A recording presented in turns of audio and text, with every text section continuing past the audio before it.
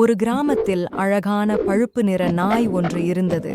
பிரகாசமான கண்களுடன் கிராமத்தில் தாத்தா ஒருவர் வெள்ளை வேஷ்டி சட்டை அணிந்திருக்கிறார். தாத்தாவிடம் கண்ணீர் விட்டு 2 கைகளையும் இணைத்து சூடான இட்லி சாம்பார் கேட்கும் நாய். தாத்தா சமையலறையில் இட்லி பாத்திரத்தில் ஆவி பறக்க இட்லி வந்து கொண்டிருந்தது. சாம்பார் தாத்தா பக்கவாட்டில் இருந்தது.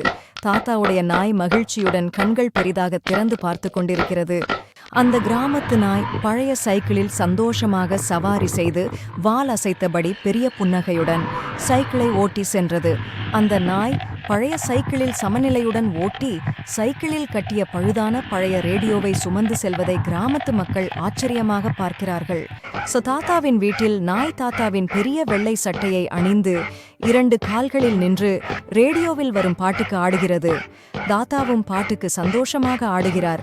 அதை பார்ப்பதற்கு நன்றாக இருக்கிறது. நாய் தவறி ஒரு பெரிய பாத்திரம் நிறைந்த சூடான சாம்பாரில் விழுந்தது.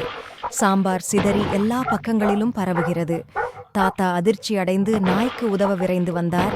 தாத்தா கவலையாக இருக்கும் நாயை தூக்கிக் கொண்டு கிராமத்து சாலையில் ஓடுகிறார். கிராமத்து மக்கள் அனைவரும் கவலையுடன் பார்க்கிறார்கள். தூரத்தில் சிறிய கிராம மருத்துவமனை படுக்கையில் நாய் ஓய்வெடுக்க அருகில் தாத்தா கைகளை கூப்பி என் நாயை குணமடைய செய்த மருத்துவருக்கு நன்றி கூறினார்.